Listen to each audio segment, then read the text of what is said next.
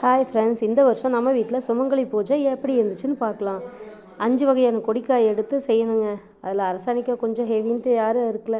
சரி, நம்ம தான் சுனாமிலேயே ஸ்விம்மிங் போட்டோங்களாச்சே, சரி கொடுங்க நானே அரசாணிக்காய் அறுத்தரேன்னு அறுத்தோம். அப்புறம் ஆளுக்கு ஒரு காய், அரசாணிக்காய், அவரைக்காய், பீக்கங்காய், சொரக்காய், புடலங்காய், அப்புறம் இன்ஸ்டண்ட்டாக வாழைக்காய் எல்லாம் எடுத்து எல்லாம் ஆளுக்கு ஒருத்தர் அரிஞ்சிட்டு இருந்தாங்க. அரிஞ்சு முடிச்சுட்டு நம்ம போய் மேலே சாணி வலிக்கிற வேலை தான். நம்ம கை தாங்க நம்மளுக்கு எல்லாமே. கையிலேயே அழகாக வலிச்சிட்டு இருந்தேன். ஏன்னா அது வரி போடணும் இல்லைங்களா, வரி செய் மாத்திரம் எனக்கு அவ்வளோக்கா வரல. சரி, மாடியில் தானே, அதனால் கையிலேயே வலிச்சிக்கலான்னு வலிச்சிட்டோம். வலித்து முடிச்சுட்டு அந்த சுமங்கலி பூஜைக்குரிய கோலங்கள் எல்லாம் போடணும். கண்ணாடி, சீப்பு, படி, மைகோதி, அம்மிக்கல் இந்த மாதிரிலாம் போடணும். அப்படியே வலித்து முடிச்சோடனே அதையும் போட்டுட்டு சரி பொங்கலுக்கு முன்னாடியே அட்வான்ஸாக ஒரு பொங்கல் கோலம் போட்டுருவோன்னு போட்டோம்.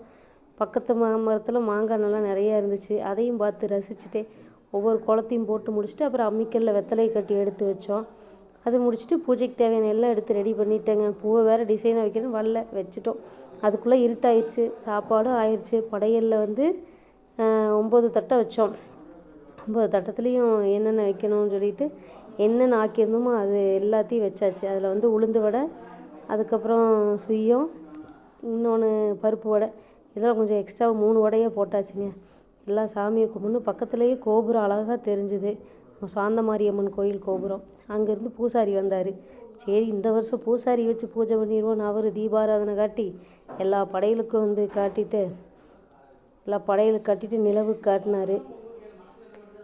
நிலவுக்கும் காட்டிட்டு, நிலவு தானே நம்ம அன்றைக்கி ஸ்பெஷல், அதனால் நிலவுக்கும் காட்டிட்டு அது முடித்ததுக்கப்புறம் எல்லாம் நிலவுக்கு தண்ணி ஊற்றுனோம்.